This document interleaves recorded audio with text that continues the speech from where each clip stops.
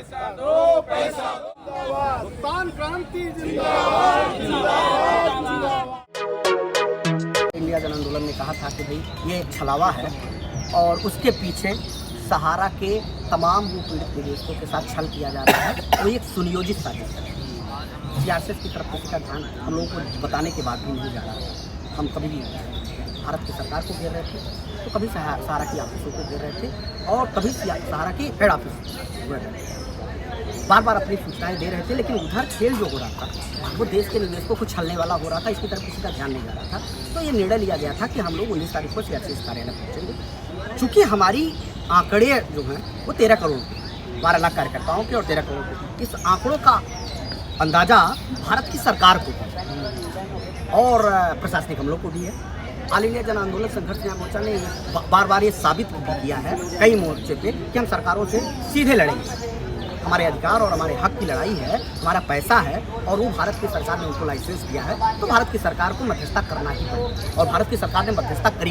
ये हमारी जीत है कि भारत की सरकार जिसको हम समझाना चाहते थे, जिसको हम बताना चाहते थे, उसको देश के प्रधानमंत्री से लेकर के देश के गृह मंत्री तक गंभीरता से सुने। लेकिन उसका परिणाम अभी तक जो नहीं निकला है वो कहीं ना कहीं साजिशों के दौर के नाते निकला है। और इसी साजिशों के पर्दा उठाने के लिए कि अंदर कुछ गड़बड़ी चल रही है, हम लोगों ने सियासी कार्यालय को घेरने का प्रस्ताव किया। जैसे ही हम लोगों ने घेरने का प्रस्ताव किया, सरकार और एजेंसियों को इसकी जानकारी लगी और पूर्व नियोजित ही उन लोगों ने हम लोगों के 5 प्रतिनिधिमंडल को, वहाँ के जो सक्षम अधिकारी थे, उन लोगों से मुलाकात कराई। मुलाकात के क्रम में यह पता लगा कि पहली बात तो जो देश में एक सिंडिकेट बनाया गया है सहारा की तरफ से, सहारा के कुछ ऐसे लोग जो सहारा के कोई अधिकृत पदाधिकारी नहीं है, कोई अधिकारी नहीं है, कोई रिस्पॉन्सिबल पर्सन नहीं है, लेकिन वो तमाम सोशल साइटों में आकर के ये बात कह के लोगों को गुमराह कर रहे थे कि सहारा में जो सीआरसीएस पोर्टल लागू किया गया है उसमें 50,000 10,000 नहीं मिलेगा, 5 लाख और 25 लाख रुपए मिलेंगे। आप लोग अपने दावे प्रस्तुत करें। लोग कंफ्यूज हो रहे थे, लोगों को परेशानियां बढ़ रही थी। उनको उम्मीद थी कि सीआरसीएस का पोर्टल, पढ़े लिखे बहुत सारे लोग पढ़े लिखे भी नहीं है, गरीब परिवार के लोगों ने पैसा अपना डाला हुआ था, वो जो कोई बता रहा था उसका अनुपालन करते हुए कहीं कोई पोर्टल पे चले जाते थे, तो कोई जांच सहारा के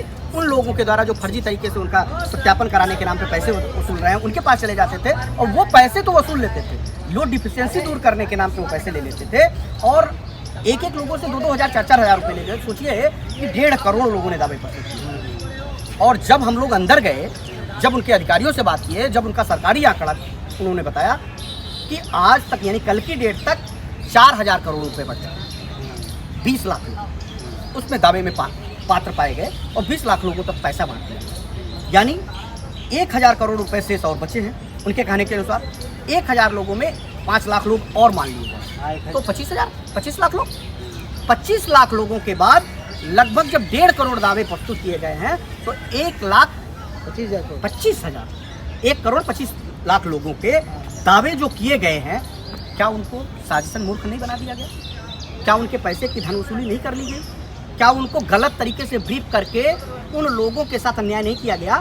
कल उसका जब पर्दाफाश हुआ तो बहुतों को मुझे लगता है जिन लोगों ने दावे पेश किए होंगे उनके पैरों के नीचे से जमीन खिसक गई है। ना उनका पैसा मिला और ना ही उनकी डिफिशियंसी दूर हुई और ना ही सरकार की क्या गलती? वो तो 5,000 करोड़ लाई थी, 5,000 करोड़ बांट रही है। नहीं, 5,000 करोड़ लाई थी तो 5,000 करोड़ बांट रही है, लेकिन सरकार को ये भी ध्यान देने की जरूरत थी कि हमारे पास अगर 5,000 करोड़ रुपए ही हैं तो हम वही दावे प्रस्तुत कराएं जितने धनराशि वहाँ पे हैं 5,000 करोड़ रुपए में, और जितने लोगों को क्राइटेरिया आपने 10,000 और 50,000 का बनाया था उतने ही दावे वहाँ प्रस्तुत कराएं। सरकार किनके प्रभाव में आकर के 1.5 करोड़ लोगों का दावा प्रस्तुत कराया, ये अब किसी से छुपा नहीं है। निश्चित तौर पे इसमें सहारा भी मिली है, सरकार भी मिली है और सीआरसीएस भी मिली है। तो ये आपने सवाल वहाँ रखा कि जो बाकी लोग हैं उनका क्या होगा, पैसा खत्म हो गया?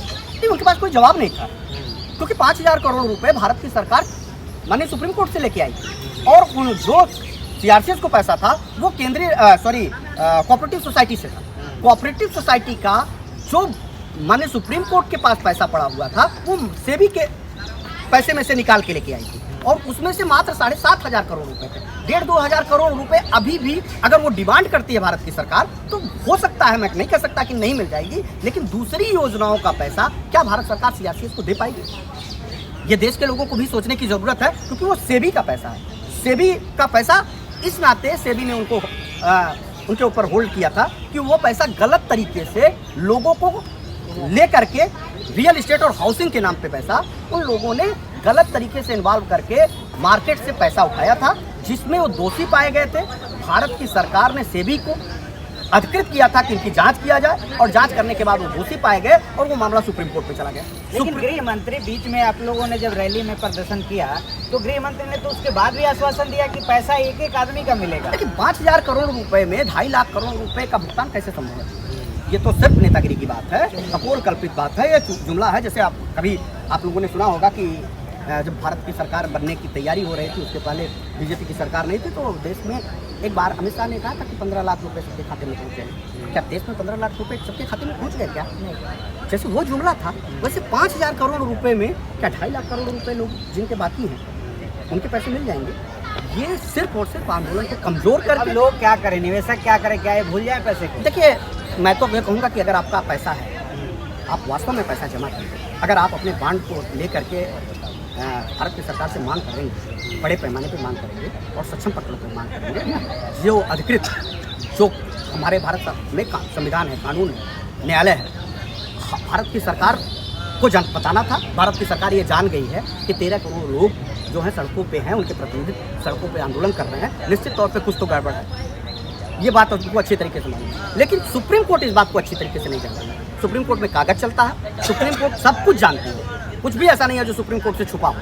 लेकिन सुप्रीम कोर्ट में जब तक अपने आप कागजों का पुलिंदा सौंपेंगे नहीं कि हमारे साथ गलत हुआ है, हमारे पैसे को कन्वर्ट करा करके रियल इस्टेट और हाउसिंग का पैसा को उन्होंने सीआरसीएस यानी कोऑपरेटिव में डाल दिया है, तब तक आपके पैसे का भुगतान का रास्ता सफल नहीं हो पाएगा। अगर आपका पैसा है, अगर आपके अपने दावे मजबूत हैं, अगर दावे मजबूत के साथ सुप्रीम कोर्ट में आप अपना दावा करेंगे तो उस पर सुप्रीम कोर्ट आपको आदेशित करेगा, चाहे उनकी संपत्ति बेचनी पड़े तो भी देश के निवेशकों को पैसा देने के लिए माने सुप्रीम कोर्ट बैठा है। मैंने अब लीगल रास्ता ही बचा है। देखिए, आंदोलन सिर्फ भारत सरकार के ऊपर दबाव बनाने के लिए रहता है। आंदोलन का काम क्या है? आंदोलन का काम यह है कि जो सक्षम सरकारें हैं वो सही ढंग से इसकी जानकारी भारत की सरकारों तक पहुंचाए।